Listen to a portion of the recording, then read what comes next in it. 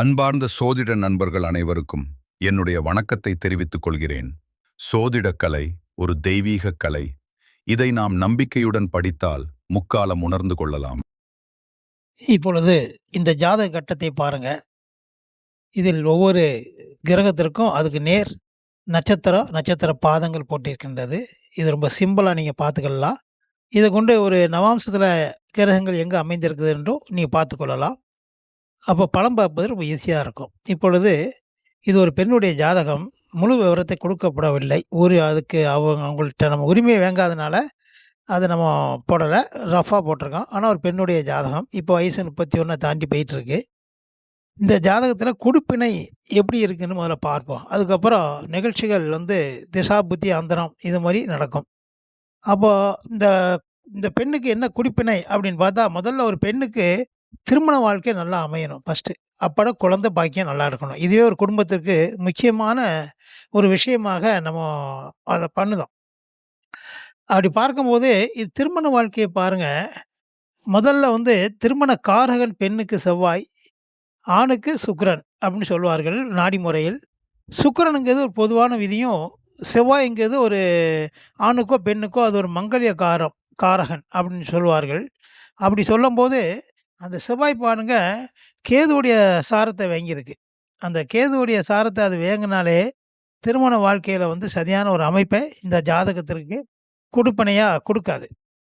அப்புறம் பாருங்க 7 மகரமா இருக்கு. மகரத்துக்கு அதிபதி சனி. அந்த 7ஆம் அதிபதி லக்னத்துக்கு 8ல மறைந்ததும், அதுவும் ராகுவுடைய காலம் வாங்கியிருக்கு. அதுவும் ஒரு பெரிய மாற்றத்தையும் திருமண வாழ்க்கையில திருப்தி கொடுக்காது.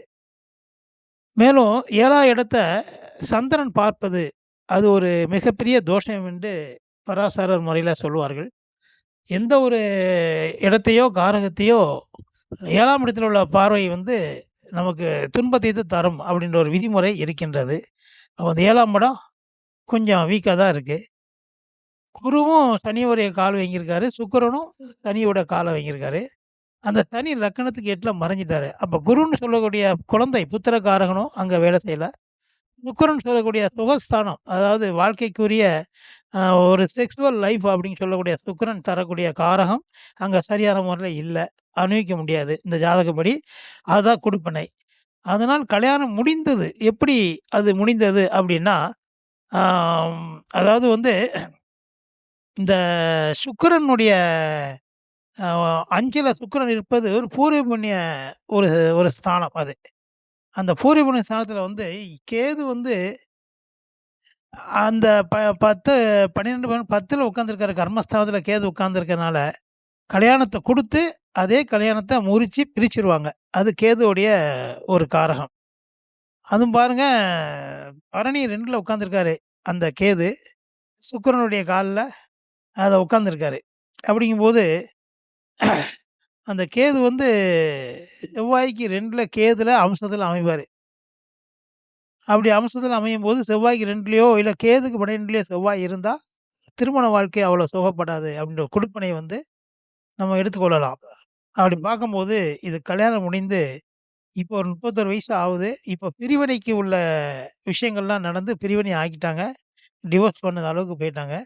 குழந்தையும் இடையில ஒரு ஒ இயற்கையாக குழந்தை பெற முடியாத ஒரு தன்மை. ஏன்னா சுக்கிரன் கர்ப்பப்பை கர்ப்பப்பை சொல்லக்கூடிய சுக்கிர காரகன் சனிய வாங்கியிருக்கான். சனி லக்னத்துக்கு 8ல மறைஞ்சதுனால, கர்ப்பப்பையில பிரச்சனைகள் இருக்கிறதுனால, ஒரு டியூப் பேபி பெத்தெடுத்திருக்காங்க. அதையும் கொஞ்ச நாள் வாழ்க்கையில அந்த ஒரு பெண் குழந்தைய எடுத்தாங்க. இப்போ திசை கேது திசையில புதன் புத்தியில இவங்க பிரிவினை. கேது திசை முடியிற நேரத்தில பிரிவினை ஆயிட்டு, இந்த பிரிவினை கோர்ட் கேஸ் வரைக்கும் போயிட்டு. கேதுங்கிறது கோர்ட்டு, கேஸு, பிரிவினை கரெக்ட்டா பண்ணுது.